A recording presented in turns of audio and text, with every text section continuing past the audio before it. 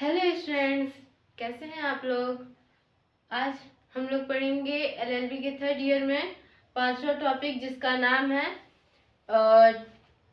Taxon law यानी कराधान कानून।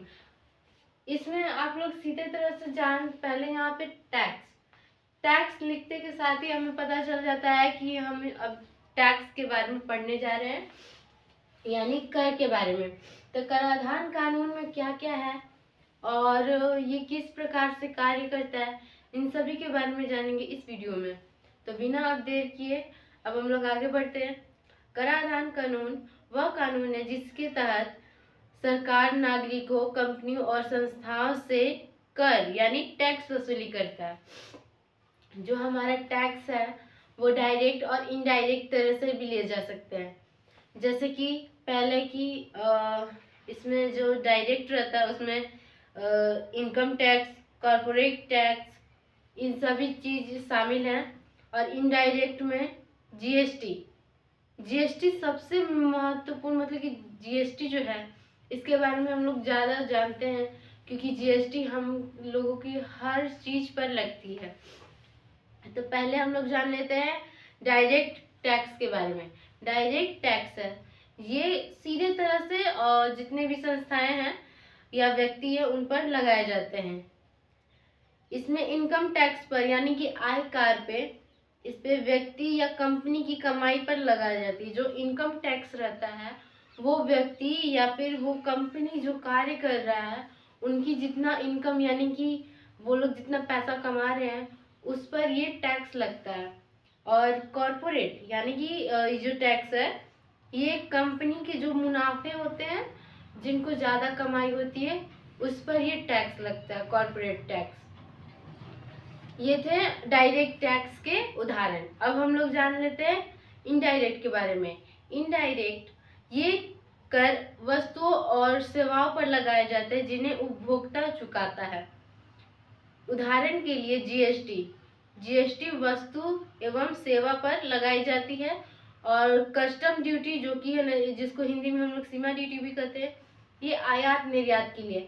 आयात निर्यात यानी दूसरे देश या राज्य या दूसरे जगह से हमारे देश में सामान चाहे वस्तुओं का निर्यात करना, और या फिर हमारे देश से दूसरे देश में निर्यात करना। मतलब कि हमारे देश में आयात आ गया, अब हम लोग को निर्यात करना है दूसरे देश के लिए, तो उन सभी के लिए ये कस्टम ड्यूटी लगता है। भारत के प्रमुख जो कर कानून है उन सभी के जितने, मतलब कि उन सभी में से कौन कौन ज्यादा प्रमुख है। तो पहला है हमारा आयकर अधिनियम। ये डायरेक्ट विधि में आ गया आपका। डायरेक्ट कानून में ये 1961 में लागू हुआ था।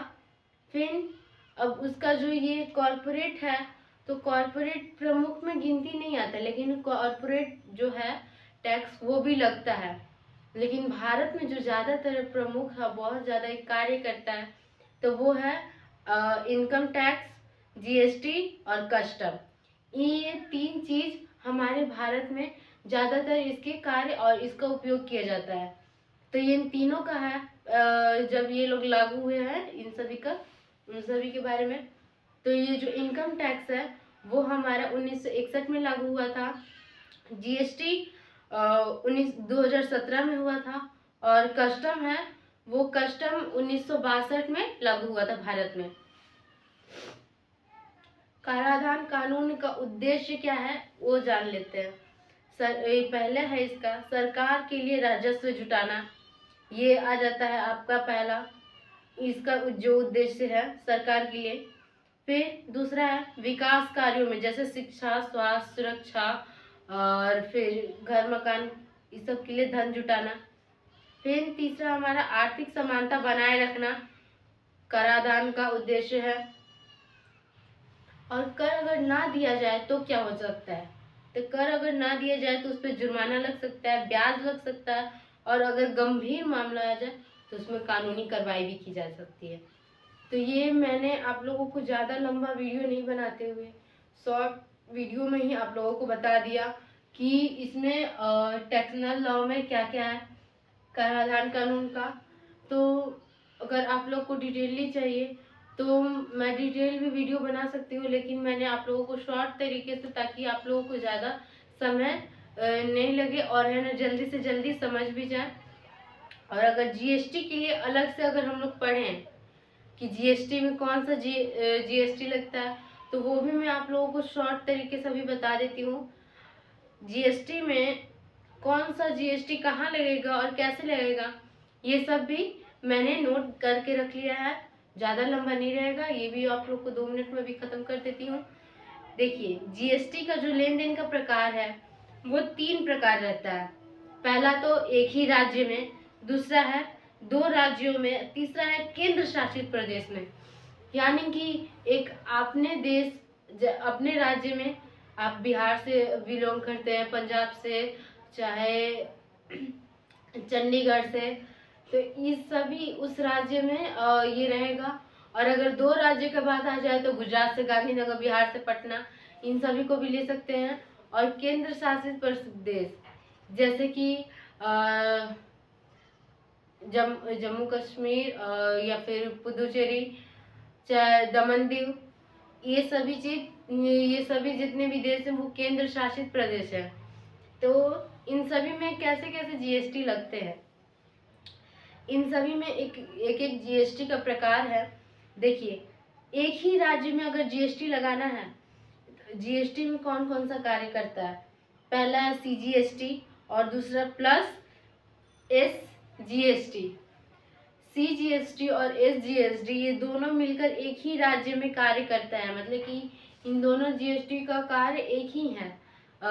एक ही राज्य में इन सब का कार्य करना है। लेकिन अगर 2 अलग राज्यों में लगाया जाए कोई जीएसटी, तो वो आईजीएसटी लगता है, क्योंकि ये आयात निर्यात से रिलेटेड रहता है।